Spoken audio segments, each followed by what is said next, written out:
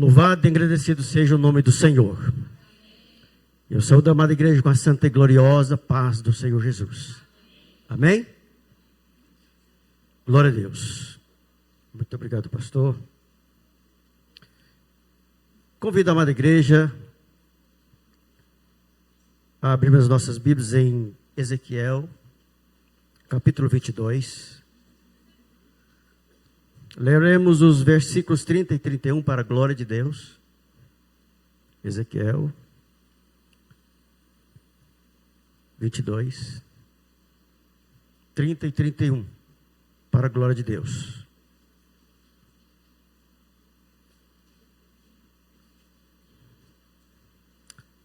Amém?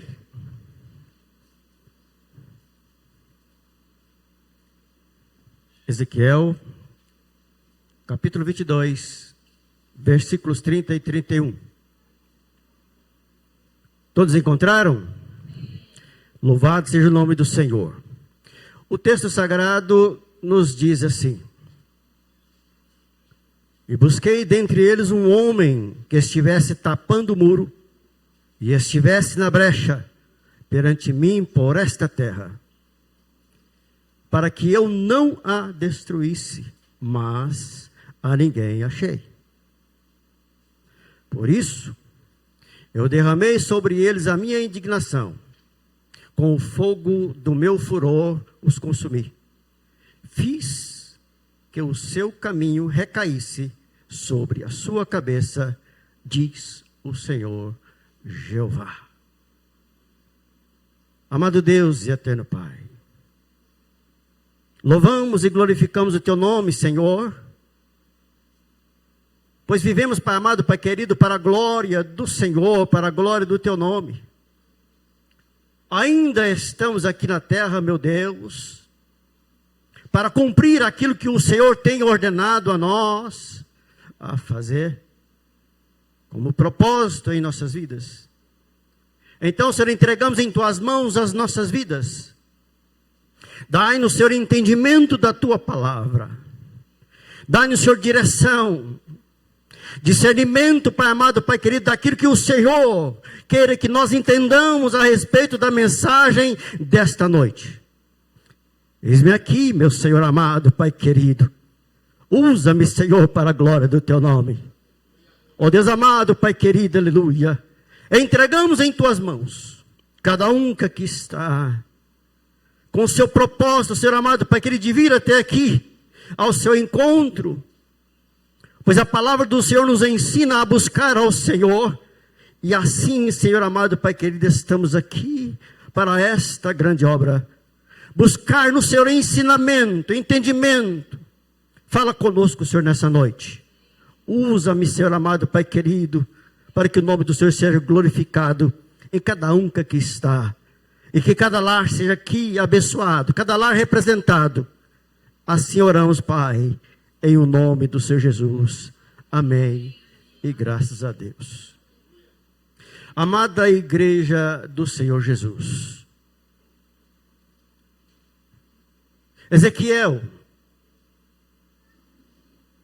aqui descrito nesse capítulo, ele descreve a busca de Deus por um intercessor em meio à corrupção generalizada de Israel, afirmando: busquei entre eles um homem que tapasse o muro e se colocasse na brecha, mas a ninguém achei. E por esta palavra, sugiro esse título desta mensagem: tapando brechas. O contexto é de julgamento divino. Devido à idolatria, à injustiça, o pecado de líderes e do povo, indicando a ausência de alguém para impedir a destruição de seu povo. O Senhor está nos afirmando, aqui nesta palavra, que o Senhor procurou alguém na terra que tivesse disposto a interceder por um povo que estava caminhando rumo à sua destruição pelos seus próprios atos, por suas vontades, por suas escolhas. O muro e a brecha. A linguagem metafórica refere-se à proteção espiritual da nação. A brecha representa o espaço onde o intercessor deveria estar para proteger o povo da ira divina. Vemos então que o Senhor tem se compadecido do seu povo, mesmo quando estão andando em direção adversa, mesmo quando estão andando em direção oposta àquilo que ele determinou para a sua caminhada. A misericórdia do Senhor ainda está sobre o seu povo. Mas o homem tem o seu livre-arbítrio, as suas escolhas. E nós sabemos que, através das decisões, das escolhas, tem consequências. A desobediência e a corrupção dos líderes e do povo era tão grande em Judá, que Deus não encontrou uma só pessoa disposta a levar o povo de volta a Deus. Deus se compadece, procura alguém, mas não se encontra, ou seja, não encontra ninguém disposto a atender aquilo que o Senhor havia designado a fazer. Chama os arrependimentos, mas os profetas e líderes espirituais de Judá e Jerusalém, em vez de permanecerem leais a Deus e à sua santa vocação, aproveitaram de seus cargos para seus próprios deleites e se entregaram aos prazeres pecaminosos. O mundo vive hoje em suas escolhas, dentro daquilo que o mundo oferece. E são tantas bandejas que são oferecidas, que são colocadas diante de nós, recheada de prazeres mundanos, recheada de coisas que é apetitosa à carne. Mas o Senhor também tem mostrado e tem trazido ao seu povo aquilo que é de valor para o seu reino.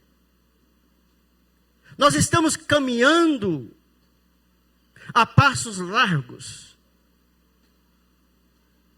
dentro daquilo que o Senhor disse a nós para que não façamos. O coração é tendencioso aos prazeres imediatos que a terra, ou seja, que aqui na terra oferece em grande abundância, que são apetitosos aos olhos, que mexe com a nossa mente, que mexe com a nossa estrutura e às vezes nos faz escolher aquilo que não é de grande valor ao Senhor, ou seja, aquilo que está contrário àquilo que Deus projetou a nós como bênçãos e como vitória. E nós percebemos hoje que alguns chamados líderes cristãos dos nossos dias estão cometendo os mesmos erros e pecados e causando danos incalculáveis à sociedade e à igreja nos dias de hoje. O Senhor nos chama hoje a refletirmos a respeito daquilo que nós estamos fazendo para o reino. Que trabalho nós estamos fazendo? Estamos sendo realmente obedientes ao Senhor? Estamos realmente pregando a palavra de Deus na sua autenticidade?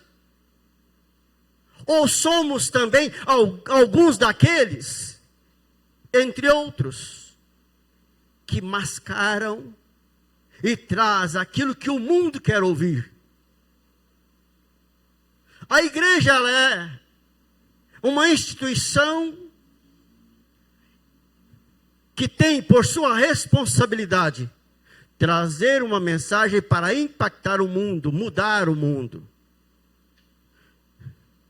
Levar a informação ao mundo de que há algo a ser feito para o reino de Deus, que tem a aprovação de Deus, que possa trazer a cura, a libertação, a salvação de vidas, dentro do que foi projetado no Senhor Jesus, no seu Filho, para a salvação dos que já estavam perdidos, pois já estávamos perdidos. Então a igreja, ela não pode se moldar aquilo que o mundo quer. Nós não podemos viver aquilo que o mundo quer que vivamos. Nós não podemos ser influenciados pelo mundo. Mas o mundo que precisa ser influenciado pela igreja. Então é necessário que a mensagem do povo de Deus seja uma mensagem que verdadeiramente venha do trono de Deus, da orientação de Deus, da orientação do Espírito Santo de Deus, para que nós sejamos obreiros aprovados na terra. O Senhor então separa, chama um povo, prepara um povo, capacita um povo para esta mensagem. A mensagem da salvação. Então há muitos que estão trilhando em caminhos por suas escolhas, dentro daquilo que molda o caráter mundano, ou seja, os valores que estão nesse mundo e que não fazem parte daqueles que queiram, que desejam o reino, a vida eterna. Estão destinados as suas vidas a viver dentro daquilo que esse mundo oferece, dos prazeres que esse mundo oferece. Mas o Senhor tem para nós algo diferente, como representantes do reino de Deus na terra. Nós somos responsáveis por aquilo que falamos. Somos responsáveis por aquilo que fazemos.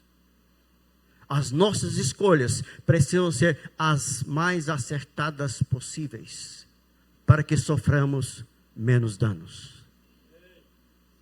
Mas Deus procura homens dispostos a interceder perante Ele na terra, ainda hoje. Deus está procurando ainda hoje homens dispostos a interceder em favor, aleluia, daqueles que estão ainda na terra, em favor desse povo, para que alcance no Senhor a salvação, a libertação. E aí, entra alguns homens que se dispuseram a tapar muros, a se colocar nas brechas, para interceder em favor daqueles que estavam caminhando em caminhos errados, tomando decisões erradas. Então podemos dizer que falta-nos homens dispostos a ficar na brecha, a tapar o muro contra o mundanismo. Falta-nos homens dispostos a bradar contra a decadência espiritual e moral da igreja e da sociedade. Falta-nos homens dispostos a ouvir e obedecer a palavra de Deus. Falta-nos homens dispostos a andar com Deus.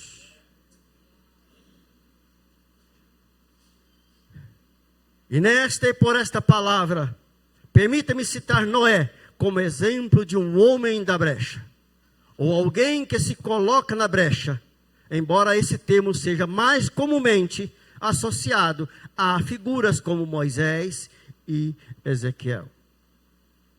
Nós temos em Noé um homem que mostrou na sua conduta moral um diferencial e a sua preocupação de estar atento àquilo que o Senhor ordenara fazer. Então convido mais uma vez a abrir as vossas Bíblias em Gênesis capítulo 6. Gênesis capítulo 6, para a glória de Deus. E nós vamos ler do versículo 5 ao 15, para entendermos um pouco melhor a mensagem que o Senhor tem para nós nessa noite. Amém? Gênesis capítulo 6, versículo 5 ao 15. Para a glória de Deus. O texto sagrado nos diz assim: e viu o Senhor que a maldade do homem se multiplicara sobre a terra, e que toda a imaginação dos pensamentos de seu coração era só má continuamente. Então arrependeu-se o Senhor de haver feito o homem sobre a terra, e pesou-lhe em seu coração. E disse o Senhor: destruirei de sobre a face da terra o homem que criei, desde o homem até o animal, até o réptil, até a ave dos céus, porque me arrependo de vos haver feito. Noé, porém, achou graça aos olhos do Senhor. Estas são as gerações de Noé. Noé era varão justo e reto em suas gerações. Noé andava com Deus. E gerou Noé 3 filhos, Sem, Cã e Jafé. A terra, porém, estava corrompida diante da face de Deus, e encheu-se a terra de violência. E viu Deus a terra, e eis que estava corrompida, porque toda a carne havia corrompido o seu caminho sobre a terra. Então disse Deus a Noé: o fim de toda a carne é vindo perante a minha face, porque a terra está cheia de violência, e eis que os desfarei com a terra. Fazei para ti uma arca de madeira de gofé. Farás compartimentos na arca, e a betumarás por dentro e por fora. E desta maneira farás de 300 côvados de comprimento da arca, e de 50 côvados a sua largura, e de 30 côvados a sua altura. Então, nesse texto aqui, por esta palavra, nos traz a mensagem de que Deus ordenou a Deus ordenou a Noé que fizesse algo que flutuasse. Uma barcaça, uma barcaça, algo que flutuasse. E essa barcaça, ela tem por médio 135 metros de comprimento, 22 metros de largura e 13,5 de altura. Então nós podemos imaginar a mensagem, a orientação de Deus a Noé a respeito da preparação dessa barcaça para a salvação e a continuação da humanidade. Mas como é que Noé poderia receber uma mensagem nessa magnitude sem que tivesse um discernimento a respeito? Então somente receber uma ordem para que fizesse. Se fosse um homem desobediente, que não acreditasse no sobrenatural, ele não faria, creio eu. Mas estava no coração de Noé a obediência, o temor. E havia entre Deus e Noé um relacionamento. Então o texto sagrado aqui nos fala que Noé andava com Deus.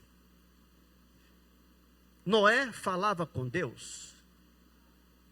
Deus falou com Noé.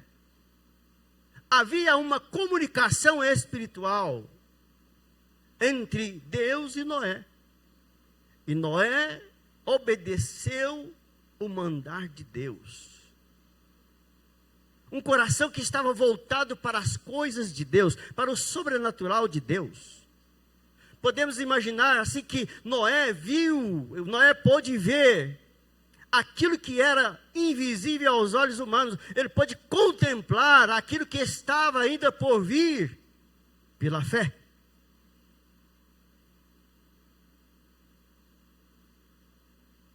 E estava no coração de Deus a decisão de destruir, limpar a terra. E em meio à iniquidade e à maldade generalizada daqueles dias, nos dias de Noé, Deus achou em Noé um homem que ainda buscava comunhão com ele e que era um varão justo, reto em suas gerações. Então Deus falou com Noé, por quê? Porque via em Noé alguém com capacidade de entender e obedecer o mandar de Deus, mesmo tendo em seu coração e na sua capacidade racional da impossibilidade, ou seja, de algo que não ia ou poderia não dar certo. Imagina um homem normal, comum, receber uma ordem para confeccionar algo para flutuar sobre as águas naquela época. Se não tivesse temor a Deus, se não tivesse entendimento de Deus, se não fosse pela fé, dificilmente atenderia essa ordem. E essa ordem, ela foi dada por Deus para que tudo continuasse ou estivesse bem, né, com essa família, dando continuidade à raça humana na terra. Então, no mundo das imperfeições, Noé também não era perfeito, mas tinha o prazer de andar com Deus, de falar com Deus, e certo de que em Deus estava a provisão, a solução de seus problemas. Pela fé e esforço sincero, Noé andou com Deus e permaneceu separado da geração ímpia ao seu redor. Pela fé, Noé obedeceu a Deus e construiu uma arca conforme tudo o que Deus mandou fazer. Nos dias de hoje, existem aí palavras mais bonitas em relação ao que Noé sofreu naquela época, né? Bullying, né?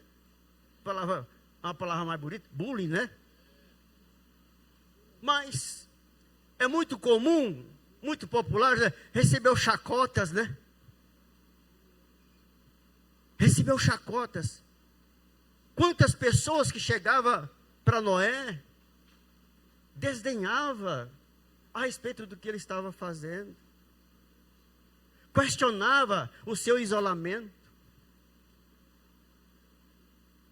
Questionava o porquê daquilo que estava fazendo. Podemos até imaginar de algumas pessoas: você está louco, você enlouqueceu. O que você está fazendo? Mas Noé sabia o que estava fazendo. Ele fez por obediência ao mandar do poder, ou seja, do Supremo, do Ser Supremo, do Soberano. Ele recebeu a ordem de Deus e executou. E por obediência, então ele salva a sua família.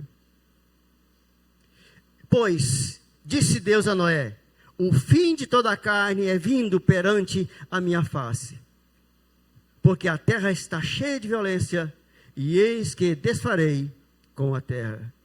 Prepara para ti uma arca de madeira de gofé. Farás compartimentos na arca e betumarás por dentro e por fora com betume, conforme está aqui em Gênesis 13, 14. E para entendermos um pouquinho melhor sobre esse betume.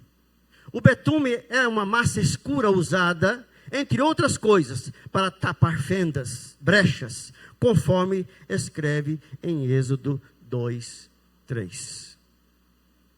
Betumar, a palavra betumar é traduzida do hebraico no Velho Testamento também como expiação, reconciliação, perdoar, agradar e misericórdia. Pela preservação divina de Noé, Deus revela um símbolo da sua preservação dos santos. Porém, considerando somente o betume, sendo aplicado por dentro e por fora, o betume é uma figura ou um símbolo de expiação, feita pelo sangue de Cristo, o conserto ou a reconciliação da nossa inimizade com Deus, a posição de absolvição completo, porque cada crente em Cristo tem a separação da carne pecaminosa, da criatura nova, preservada por dentro. Por fora, cada cristão é revestido e coberto com a armadura da justiça de Cristo. Assim se tem uma proteção dupla para prevenir a pecaminosidade do mundo de penetrar no vaso preservado por Deus. Então os cristãos são betumados por dentro e por fora, né, com o sangue do Cordeiro, né, o sangue de Cristo. Então nós percebemos a provisão de Deus a respeito da preservação da raça humana. Naquela época, os cuidados já de Deus a respeito dos cuidados com o homem, com a sua criatura, com aquele que Deus criou, e criou com um propósito.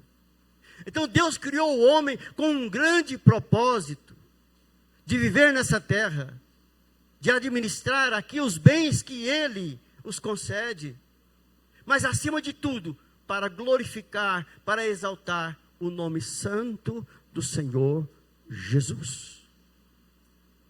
Então vivemos para a glória de Deus, estamos aqui para a glória de Deus, e nós estamos aqui na responsabilidade de transmitir uma mensagem, a mensagem da qual o Senhor nos ordenou a falar.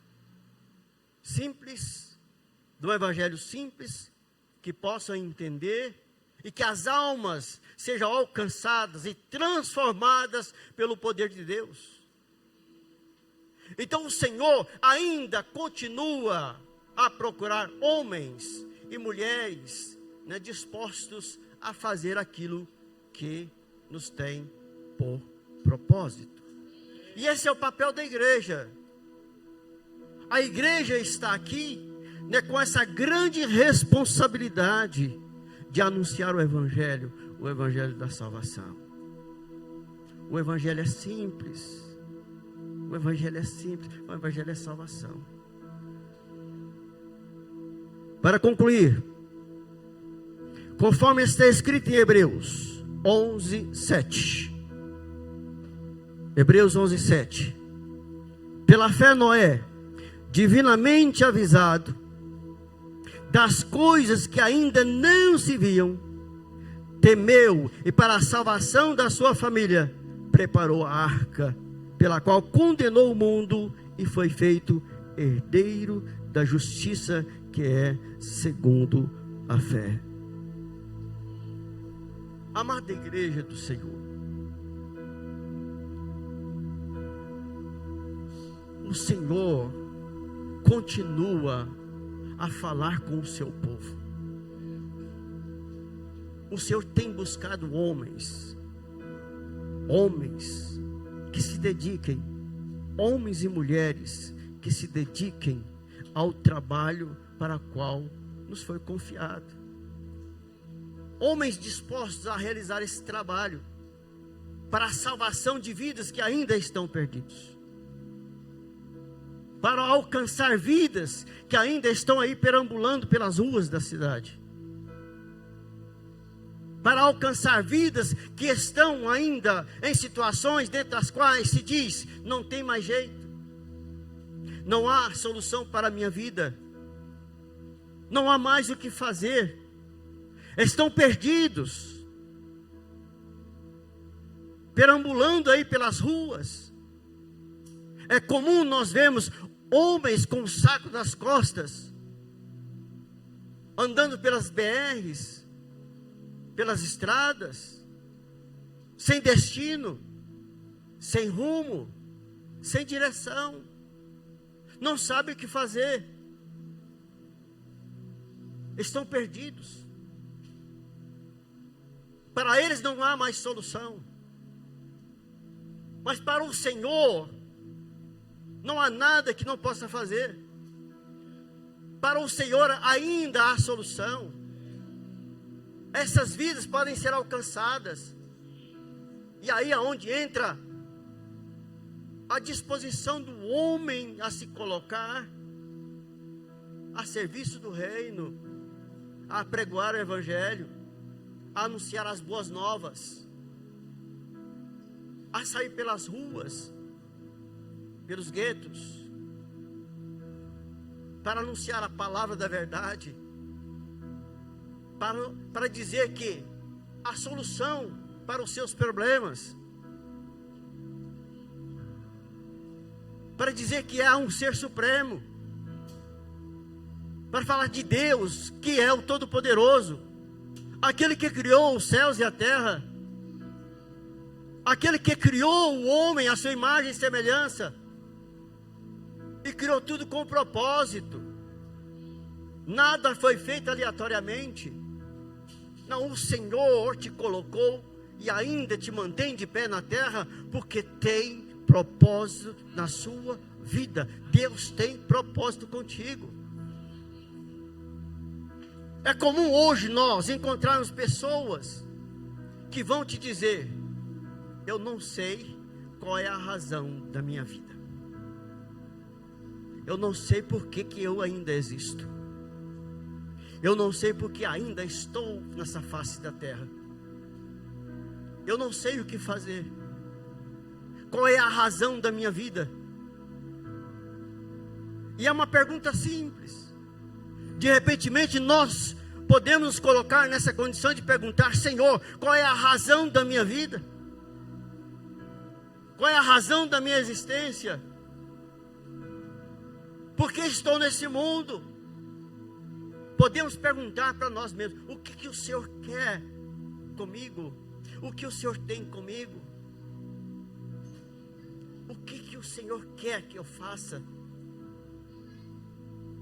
É comum, mas muitos não têm esperança alguma.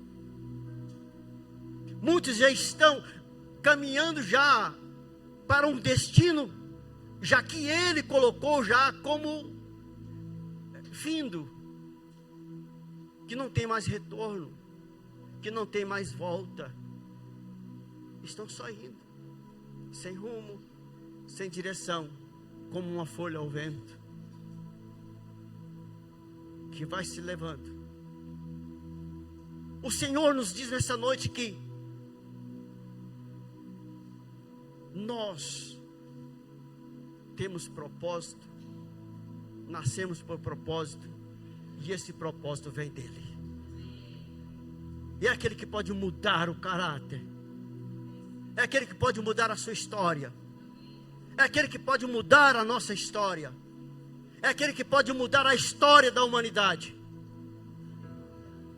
Quando nós ligamos hoje, quando acessamos os telejornais, as mídias, os periódicos, quando nós acessamos as informações que já está aí, nós ficamos, e é comum, estarrecidos diante das notícias que nós recebemos. E se nós não olharmos com os olhos espirituais, nós vamos chegar à conclusão de dizer: Senhor, realmente não tem mais jeito. Porque para o homem que já está com a sua mente destinada a fazer aquilo que o mundo molda a fazer, dificilmente terá a condição de perceber que há um Deus soberano, que há um Deus supremo, que há um Deus todo-poderoso, que pode mudar a história da humanidade. Sabendo que está escrito, e aquilo que o Senhor escreveu há de acontecer, pois tudo passa, menos a palavra de Deus. Mas colocou o homem para interceder pelos teus, colocou o homem e deu a incumbência de interceder pela humanidade, ou seja, pelos grandes feitos de Deus. E assim então nós iremos fazer para a glória do nome do Senhor Jesus. Eu quero convidar a todos a fechar os seus olhos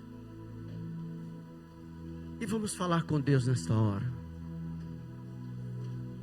Feche os seus olhos, curva a sua cabeça, pois quero dizer para você que nessa noite, mansamente, que assim como nos tempos de Adão, assim como nos tempos de Abraão, assim como nos tempos de Moisés, assim como nos tempos de Samuel, assim como nos tempos de Jeremias, assim como nos tempos de Ezequiel, assim como nos tempos de Noé, Deus continua procurando homens dispostos a se colocar na brecha, para interceder contra esta calamidade espiritual, contra esse mundo putrefato, contaminado pelo pecado.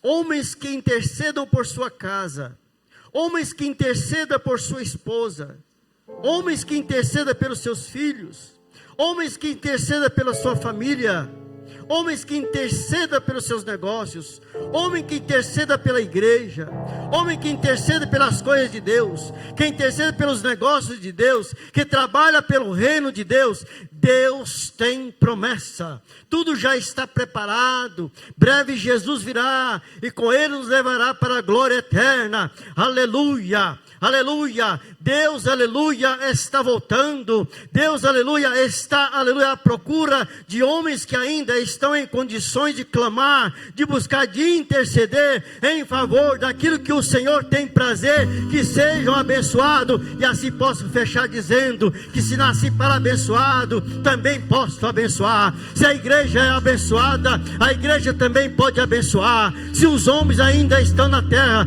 na condição de abençoados, eles também podem abençoar. Em o nome do Senhor Jesus, sejamos nós abençoados por Deus, seja esta nação abençoada por Deus, seja, aleluia, o mundo abençoado por Deus, e que esta igreja possa caminhar, aleluia, a passos firmes, de aleluia, de cabeça erguida, glorificando e exaltando o nome santo do Senhor, que é digno de toda honra, de toda glória e de todo louvor. Amém? Que Deus abençoe a todos, em nome do Senhor Jesus.